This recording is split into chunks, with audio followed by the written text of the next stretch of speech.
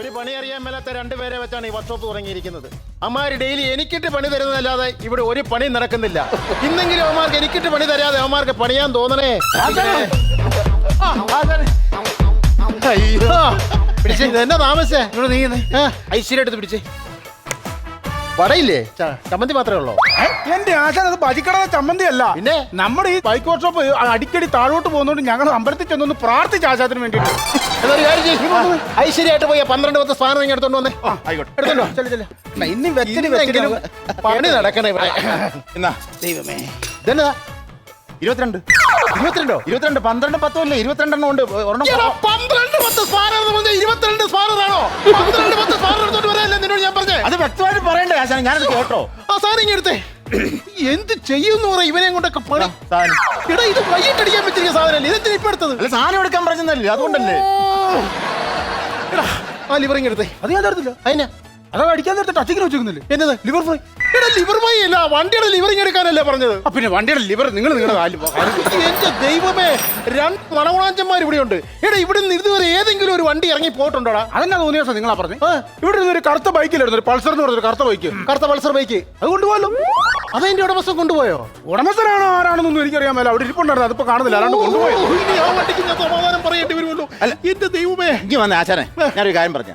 കാലത്തിനൊത്ത് നമ്മൾ കോലം കെട്ടണം. മനസ്സിലായില്ല. ഈ ചെറിയ ബൈക്കുകളൊന്നും പണിതിട്ട് നമുക്ക് പേരെടുക്കാൻ പറ്റത്തില്ല. നമ്മൾ ഈ സർക്കാരുമായിട്ട് ഒരു ഡീലിങ്സ് വേണം അല്ലേടാ? സർക്കാർ, അതായത് നമ്മൾ ഈ സർക്കാരിന്റെ വണ്ടികൾ മാത്രം എടുത്ത് പണിയാൻ നേരത്തുള്ള കുഴപ്പമെന്ന് വെച്ചാൽ അവര് പെട്ടെന്ന് ഈ വണ്ടി വന്നു എനിക്കപ്പോ അപ്പൊ അങ്ങോട്ട് പോകാനാണ്, നീ ഇപ്പൊ ഇങ്ങോട്ട് പെട്ടെന്ന് വരാൻ, അങ്ങനെയൊന്നും അവർ പറയത്തില്ല.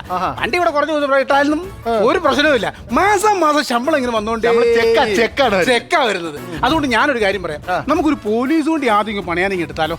അതാകുമ്പോ എല്ലാരും ഒറ്റ വണ്ടിക്കാൻ കൊണ്ടുപോകുള്ളൂ. ഒരു കാര്യം ഞാൻ പറഞ്ഞേക്കാം, എന്റെ മുതുമുത്തച്ഛനായിട്ട് തുടങ്ങിയ വർക്ക്ഷോപ്പ് ഇത്. ബ്രിട്ടീഷുകാർ ഇന്ത്യ വിട്ട് പോകുന്നതിന് മുമ്പായിട്ട് എന്റെ മുത്തച്ഛനെ ഇവിടെ ഒരു കാർ പണിയാൻ ഏൽപ്പിച്ചായിരുന്നു. അവർ ഇന്ത്യ വിട്ട് പോയിട്ടും ഇടയ്ക്കിടയ്ക്ക് ഈ വർക്ക്ഷോപ്പിൽ ബ്രിട്ടീഷുകാർ വരുമായിരുന്നു. അത് മോശമായി പോയി. അതിന് അവരിവിടുന്ന് ഇന്ത്യ വിട്ട് പോയിട്ടും ആ കാർ ഒന്ന് ശരിയാക്കി കൊടുക്കായിരുന്നു. ചുമ്മാതല്ല, ശാപം. ഓല ബേബി ലാലാ ബേബി ശാപം. അതായത് ബ്രിട്ടീഷ് വെള്ളക്കാരുടെ ശാപം മേടിച്ച് തലേ വെച്ചാ പിന്നെ എങ്ങനെ ഈ പണ്ടാരം നേരെ അവിടെ നിൽക്കുന്നത്? വെള്ളക്കാരുടെ ശാപം. തിരക്ക് കാണിക്കടാ, തിരക്ക് കാണിക്കടാ, തിരക്ക് കാണിക്കടാ.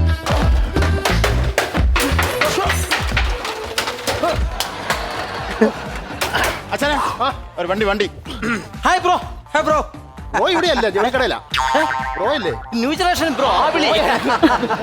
എന്താന്ന് അറിയാൻ പാടില്ല, വണ്ടിക്ക് ഒരു സുഖക്കുറവ്. ആണോ? ഒരു കാര്യം ചെയ്യ്, ആ തോപ്പിലെ മെഡിക്കൽ ഷോപ്പിൽ ചെന്നിട്ട് ബാബുച്ചന്റെ കടയിൽ നിന്ന് ഡോളോടെ മരുന്ന് മേടിച്ചു കൊടുക്ക്, സുഖക്കുറവ് മാറിക്കോളൂ. അയ്യോ അതല്ല, വണ്ടി സ്റ്റാർട്ട് ആക്കുന്ന അതിൽ നിന്നൊരു ഒച്ച വരുന്നെന്ന്. ഇനി ഇവിടെ വെച്ചാൽ ഒച്ച പോലും കേൾക്കത്തില്ല. അതെ, ഒരു കാര്യം ചെയ്യ്, നിങ്ങൾ ആ രവിയുടെ വർക്ക്ഷോപ്പില്ലേ അവിടെ കൊണ്ട് കൊടുക്കുക, അവിടെ നന്നാക്കി കൊണ്ടുപോകും. ഇതെന്നാ തോന്നി പണിത്തിരക്കൊണ്ട് ശരിയാക്കി തരും. എനിക്കറിയാം, നിങ്ങൾ ഞങ്ങളെ കൊലക്ക് കൊടുത്തിട്ട് നിങ്ങൾ അടങ്ങുള്ളൂ. എന്നെ കാര്യം പറ. എന്നതാണേലും ഈ സാധനം രവിയുടെ വർക്ക്ഷോപ്പിൽ കൊണ്ടിട്ടേ പണി നടക്കുള്ളൂ. അതെന്തിനാ ആ പിള്ളേരോട് പറയുന്നേ? നമ്മൾ ഈ സാധനം അവിടെ കൊണ്ടുപോയി പോണത് അതിന്റെ കമ്മീഷൻ മേടിക്കുന്ന സമയം കൊണ്ട് അമ്മയോടൊന്ന് കറങ്ങിട്ട് വരാൻ പറ. ഒരു കാര്യം ചെയ്യ്, ഒരു 1.5 മണിക്കൂർ ഒന്ന് കറങ്ങിയിട്ട് വാ, അന്നേരത്തേക്ക് വണ്ടി നന്നാക്കി വെച്ചേക്കാം. അപ്പൊ ഞാൻ റൗണ്ട് ചെയ്തിട്ട് വരാം. ഓക്കെ, പണി നടക്കട്ടെ. ആശാനെ, നിങ്ങൾക്കുള്ളൊരു കോള് വരുന്നുണ്ട്, ഞങ്ങളൊന്ന് അങ്ങോട്ട് മാറി നിൽക്കാം. വരുന്നുണ്ട്, ആ വണ്ടി ശരിയാക്കിയില്ല.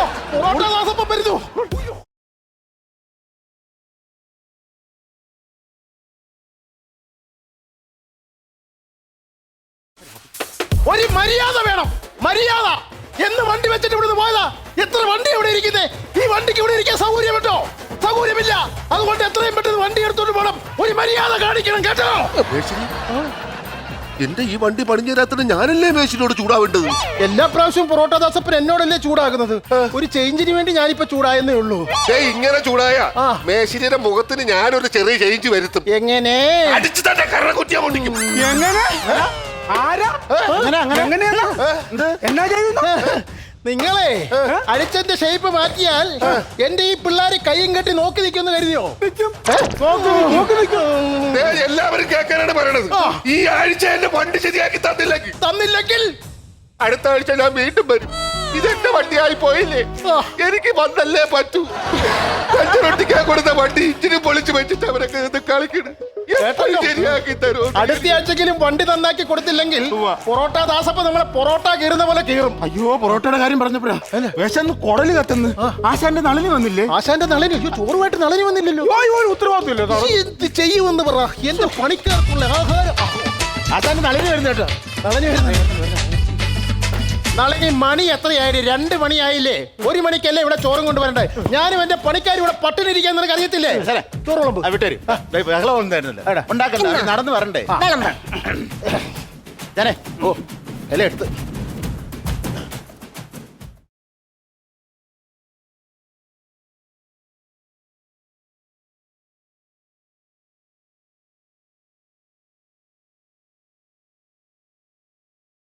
ഹസനെ വിളമ്പിക്കോ. അത്രേ ഉള്ളൂ.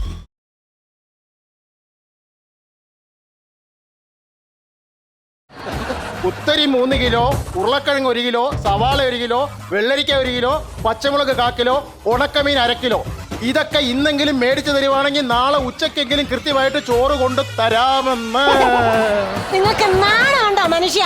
1 മണി അരി പോലും ആ വീട്ടിലില്ല. എന്നിട്ട് സമയം കാപ്പി കൊണ്ടുവാ, ചോറ് കൊണ്ടുവാ. ഞാൻ എവിടെ കൊണ്ടുകൊണ്ടാ നിങ്ങൾ പറയുന്നത്? ഓ, പണിയില്ലാത്ത ഒരു വർക്ക്ഷോപ്പും പണിയറിയാത്ത 2 പണിക്കാരെ കൊണ്ട് നിൽക്കുവാ. തോന്നാതെ പറയല്ലോ കേട്ടോ. ഞാൻ ഇത്ര നാളെ ജീപ്പുള്ള ഭാര്യ ആയതുകൊണ്ട് മാത്രം ഞാൻ അച്ഛനും മിണ്ടാത്ത. പണി അറിയാൻ വരുന്നത് പണിക്കാരുന്നു. എന്നെ ഓർത്താ നിങ്ങളാ പറഞ്ഞത് പണി അറിയാൻ വരുന്നത്. നിങ്ങൾ പോളടെക്നിക്ക് കേട്ടിട്ടുണ്ടോ? കേട്ടിട്ടുണ്ട്. ഞങ്ങളത് കേട്ടിട്ടില്ല. ഞങ്ങൾ ഇവിടെ എന്ന് പണിക്ക് വന്ന പറഞ്ഞു കൊടുക്കാൻ കൊണ്ട് ഞങ്ങൾക്ക് ഇഷ്ടം പോലെ പണി അറിയായിരുന്നു. ഇവിടെ പണിയില്ലാതെ വന്ന് ഞങ്ങൾക്ക് പണി ചെയ്യാൻ അറിയാൻ പറ്റാതായി പോയി, മറന്നുപോയി. ചേച്ചി ഇവിടെ വന്ന് ഒരു ബൈക്ക് ഞങ്ങൾ അഴിച്ചിട്ടതാ. ഇനി അത് തിരിച്ച് റീസെറ്റ് ചെയ്യുന്ന എങ്ങനെയാണെന്ന് ഞങ്ങൾ മറന്നുപോയി. ഇപ്പൊ ഇനി ഗൂഗിളിൽ സെർച്ച് ചെയ്ത് അത് കണ്ടുപിടിച്ചിട്ട് വേണം ഇനി റെഡിയാക്കാനായിട്ട്. എന്താ ഗൂഗിളിൽ സെർച്ച് ചെയ്യാത്തത്? നെറ്റ് ചാർജ് ചെയ്യണം. അതിനാ നെറ്റ് ചാർജ് ചെയ്യാത്തേ? പൈസ ഇല്ല. സത്യം പറഞ്ഞാൽ ചേച്ചി വിശ്വസിക്കുമെന്ന് എനിക്ക് അറിയാൻ മേല.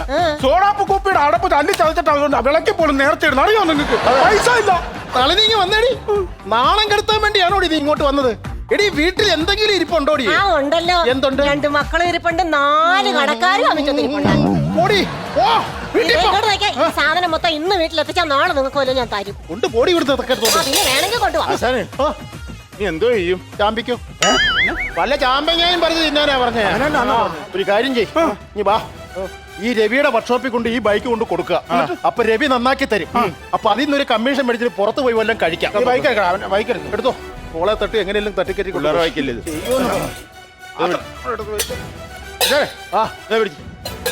ഇതെന്നാ പൊതിയാ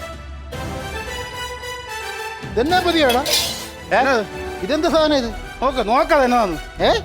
വല്ല ഗോതമ്പൊടിയാണോ ഇനി? ചപ്പാത്തി ഉണ്ടാക്കാം. റവ ഉപ്പുമാവും ഗോതമ്പൊടിയൊന്നും അല്ല കേട്ടോ. പിന്നെ ആ വന്നവന്മാരെ നിങ്ങൾ ശ്രദ്ധിച്ചായിരുന്നോ?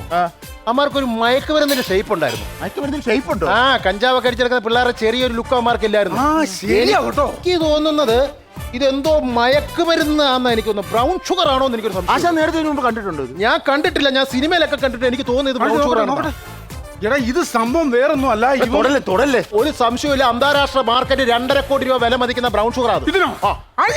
ഇതല്ല ഇത്ര നീ കുഞ്ഞ സാധനത്തിന് എവിടെ 2.5 കോടി കിട്ടുമെന്ന് നിങ്ങൾ ഈ പറയുന്നത്? ഇതിന്റെ വില നീ നെടുമ്പാശ്ശേരി എയർപോർട്ടിലൊക്കെ കണ്ടിട്ടില്ല? 1 കിലോ ബ്രൗൺ ഷുഗർ മേടിച്ചു, അതിന്റെ വില 3 കോടി രൂപ. നീ കേട്ടിട്ടില്ലേ? അറേ നമ്മുടെ നളിനി ഷോപ്പിൽ നിന്ന് വിളിക്കുവാന്നേ. ഞങ്ങളുടെ ആശാന്റെ കുറച്ച് ബ്രൗൺ ഷുഗർ ഉണ്ട്. അതിനിപ്പോ ഈ മാർക്കറ്റിൽ എന്ത് വില വരും? ഇനി ഞാൻ നോക്കിയിട്ട് അങ്ങനെ കളിച്ചെന്ന് പറഞ്ഞാൽ 10-15 രൂപ കിട്ടുമായിരിക്കും. ബ്രൗൺ ഷുഗർ നിങ്ങൾ തർക്കിക്കണ്ട കേട്ടോ. സംഭവം റെഡിയാ. ആശാൻ പറഞ്ഞ കറക്റ്റാ. ഒരു 3 കോടി സംഭവം കിട്ടും. 3 കോടി രൂപ കിട്ടും. ഇതിനോ? നീ എങ്ങനെ പറഞ്ഞു? പോലീസ് സ്റ്റേഷൻ വിളിച്ചു ചോദിച്ചു. അല്ല അവരാണെങ്കിലും ഇതൊക്കെ ആയിട്ട് ബന്ധപ്പെട്ട് നിൽക്കുന്നത്. അപ്പൊ അവർക്കറിയാലോ ഈ മാർക്കറ്റിലെ സംഭവം അറിയാലോ. നമ്മളെ അറസ്റ്റ് ചെയ്തില്ലടാ. കണ്ടുപിടിച്ചവനാ പോങ്ങ. നീ എല്ലാം ലോക തോൽവിത്തരോടാ കാണിച്ചത്.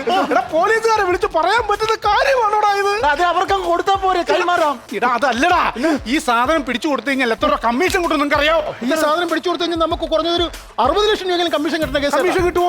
ഈ സാധനം നമ്മൾ നേരെ പോലീസുകാർക്ക് കൊടുത്താൽ കിട്ടുന്നത് പോലീസുകാരുടെ കയ്യിലാ. ഇത് ഇവരുമായിട്ട് അങ്ങ് പോകും, പിന്നെ നമുക്ക് കമ്മീഷൻ കിട്ടുമോ? ഇനിയിപ്പോ എന്തോ ചെയ്യൂടാ? സംഭവം എന്നാ പോലീസുകാരെ ഏൽപ്പിച്ചാൽ എന്തെങ്കിലും ഒരു തെളിവുണ്ടാക്കാൻ പറ്റും. അതാണ് ഇത്. നമ്മൾ പോലീസുകാരെ നമ്മൾ ഏൽപ്പിച്ചു എന്നുള്ളതിന് ഒരു തെളിവ് വേണം. അതിന് 10 പേര് കാണണം. അതിനിപ്പോ എന്നാ ചെയ്യും? ലൈവ് വിട്ടാലോ? ഒരു കാര്യം ചെയ്യും. ലൈവ് അല്ല, ഇവിടുത്തെ ലോക്കൽ ചാനലിലേക്ക് വിളിക്കണം. അവര് വരുന്നു, സാധനം പരസ്യമാക്കുന്നു, നമ്മൾ നേരെ പോലീസുകാരുടെ കയ്യിലോട്ട് കൊടുക്കുന്നു. ഇത് സാധനം പരസ്യം വന്ന് 60 ലക്ഷം രൂപ നമ്മുടെ കയ്യിലിരിക്കുന്നു. എന്നാ പറയുന്നു? തെളിവ് വേണമല്ലോ. അച്ഛനെ സൂക്ഷിച്ചു വെക്കാം. അത് സൂക്ഷിച്ചു വെക്കാം. അല്ലെങ്കിൽ കണ്ടാ മോശം. ഹലോ ആ VTV ആണോ? VTV അതെ. നിങ്ങൾ ഞങ്ങളുടെ ജംഗ്ഷനിലുള്ള നളിനി വർക്ക്ഷോപ്പിൽ വരികയാണെങ്കിൽ നിങ്ങൾക്കൊരു നല്ല എക്സ്ക്ലൂസീവ് ന്യൂസ് നിങ്ങൾക്ക് കൊണ്ടുപോകാം. Brown sugar. അതെ, ബ്രൗൺ ഷുഗർ 3 ചെറുപ്പക്കാരുടെ കയ്യിൽ കിട്ടിയിട്ടുണ്ട്. ഈ സാധനം പോലീസുകാർ പിടിച്ചോണ്ട് പോകുന്നത് നിങ്ങൾക്ക് ഇവിടെ വരുവാണെങ്കിൽ ലൈവായിട്ട് എടുക്കാവുന്നതാണ്. അത് തന്നെ നളനി വർക്ക്ഷോപ്പ്. ഞാൻ എന്റെ ഭാര്യയും കൂടെ ഒന്ന് വിളിച്ചിട്ട് പറഞ്ഞ ചാനൽ വരുന്ന എല്ലാം റെഡി ആയിട്ട് പൗഡറൊക്കെ ഇട്ട് നിന്നോ. പൗഡറൊക്കെ ഇട്ട് നിൽക്കണം. ഭാര്യ വിളിച്ചു പറ, ഭാര്യ വിളിച്ചു പറ. ബോർഡ് കൃത്യമായിട്ട് കിട്ടണം. ക്യാമറ റെഡിയല്ലേ? തുടങ്ങാം. നമസ്കാരം. കേരളക്കരയെ ഞെട്ടിക്കുന്ന ഒരു വമ്പൻ എക്സ്ക്ലൂസീവ് ന്യൂസുമായിട്ടാണ് ഞാനിപ്പോൾ നിങ്ങളുടെ മുന്നിലേക്ക് എത്തിയിരിക്കുന്നത്. വർക്ക്ഷോപ്പിന്റെ മറവിൽ മയക്കുമരുന്ന് വ്യാപാരം നടത്തുന്ന ഒരു വലിയ സംഘത്തെയാണ് VTV കണ്ടെത്തിയിരിക്കുന്നത്. കുറ്റസമ്മതം നടത്തിയ സ്ഥിതിക്ക് നമുക്ക് അവരോട് തന്നെ ബാക്കി കാര്യങ്ങൾ ചോദിച്ചറിയാം. ഒന്നും മിസ്സാക്കരുത്, ഒരാളെ പോലും വെറുതെ വിടരുത്. ഫുള്ള് കവർ ചെയ്തോളണം കേട്ടോ. ജീവിക്കാരൊക്കെ വന്നിട്ടുണ്ട്. ഞാൻ വർക്ക്ഷോപ്പിനെ കുറിച്ച് പൊക്കി പറയും, നിങ്ങൾ കൂടെ നിന്നോണം.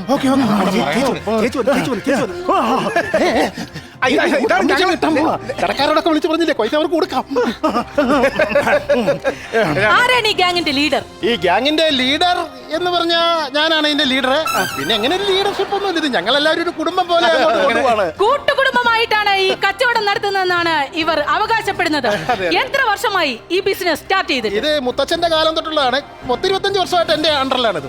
യുവാക്കളെ ആകർഷിക്കുന്ന ഈ ബിസിനസ് തുടങ്ങിയിട്ട് 25 വർഷമായി എന്നാണ് നമുക്ക് അറിയാൻ സാധിച്ചത്. എങ്ങനെയാണ് നിങ്ങൾക്ക് ഈ സാധനങ്ങൾ എത്തിച്ചു കിട്ടുന്നത്? ഈ സാധനം എന്ന് പറഞ്ഞു കഴിഞ്ഞാൽ ചില ആൾക്കാർ വഴിയിൽ നിന്ന് വിളിക്കും, ഇനി കൊണ്ടുവരാൻ പറ്റത്തില്ലെന്ന് പറയും. അങ്ങനെ വരുമ്പോഴത്തേക്കും ഞാനും ഇവനും കൂടെ അവിടെ ചെന്നിട്ട് അത് എടുത്തോണ്ടേക്ക് വരും. അങ്ങനെയാണ്. പലപ്പോഴും സാധനങ്ങൾ പോയെടുക്കുകയും മിക്കപ്പോഴും ഇവിടെ സാധനങ്ങൾ എത്തിച്ചു കിട്ടുകയും ചെയ്യുന്നതാണ് ഇവർ അവകാശപ്പെടുന്നത്. എന്തായാലും ഈ മയക്കുമരുന്ന് മാഫിയയെ ജയിലറയ്ക്കുള്ളിലാക്കുന്നത് വരെ VTV നിങ്ങളോടൊപ്പം ഉണ്ടാവും. ക്യാമറമാൻ സതീഷ് കുമാറിനോടൊപ്പം സ്റ്റെഫി ജോസഫ്, VTV. നിങ്ങൾ തന്നെ പറയുന്നു.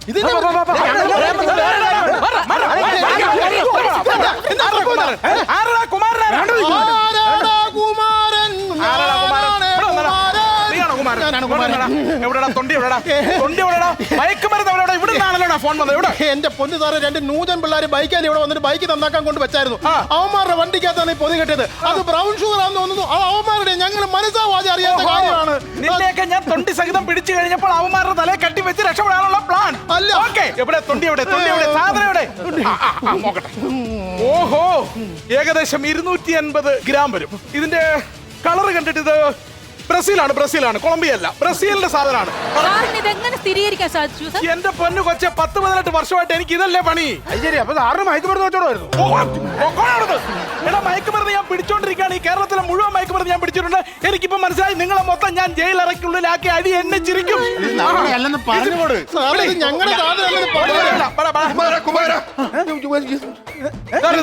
നിങ്ങളുടെ കൂട്ടുകക്ഷിയാണത്. ഇതെന്താ പോലീസൊക്കെ? നീ അറിഞ്ഞോ? ഞങ്ങളുടെ പോലീസ് കൊണ്ടുപോകുമ്പോ 2 പിള്ളേർ ഇവിടെ മയക്കുമരുന്ന് കൊണ്ടുവച്ച് അത് ഞങ്ങളുടെ കുമാരനാശാന് കിട്ടി. പിള്ളേരല്ല, ഇവന്മാർക്ക് ഇവിടെ മയക്കുമരുന്നിന്റെ ബിസിനസ് ഉണ്ട്. കയ്യോടെ ഞാൻ പിടിച്ചു. ഇവന്മാർ ഇപ്പൊ ഞാൻ കൊണ്ടുപോകും. ഇതെന്താ മയക്കുമരുന്ന് കണ്ടോ? എന്റെ ദൈവമേ, ഇതെന്റെ സാധനമാ. ഇത് തിരക്കല്ലേ, ഞാൻ നേരത്തെ വന്നപ്പോ ഇവിടെ വെച്ച് മറന്നു പോയതാ. വീട്ടിൽ ചെന്നപ്പോ അവളെ വായിരുന്നത് മൊത്തം കേട്ട് ഇത് കൊണ്ട് കൊടുത്തിട്ട് വേണം. അപ്പൊ ഇത് നിന്റെ സാധനമാണ്. മയക്കുമരുന്ന് കച്ചവടം കൊണ്ട് സഹിതം ഞാൻ പിടിച്ചിരിക്കുകയാണ് ഈ തെള്ളിയെ. ഇത് അന്താരാഷ്ട്ര വിപണിയിൽ ഏകദേശം ഒരു 3 കോടി വില വരുന്ന ബ്രൗൺ ഷുഗർ ആണ്. ബ്രൗൺ ഷുഗർ 3 കോടി രൂപ. 3 കോടി രൂപ ഇതിനാ? ദൈവമേ, അപ്പൊ എനിക്ക് ലോട്ടറി അടിച്ചത്. എനിക്ക് ലോട്ടറി അടിച്ചു. എന്റെ പൊന്നു സാറേ, ഈ സാധനത്തിന് എനിക്ക് ആകപ്പാടെ ചെലവായത് വെറും 50 രൂപയാ. 50 രൂപയോ? ഇതിനോ? അതെന്നാ സാറേ, വീട്ടിലെ അപ്പം ചൂടാനായിട്ട് സോഡാപ്പൊടി ഇല്ല. പെണ്ണുമ്പിള്ള ചൂടായി. ഞാനങ്ങനെ കടയിൽ ചെന്ന് 50 രൂപ സോഡാപ്പൊടി വേണമെന്ന് പറഞ്ഞു. 50 രൂപ കൊടുത്ത് നീ മേടിച്ച് സോഡാപ്പൊടി കാണിച്ച് ഈ നാട്ടുകാരെ മുഴുവൻ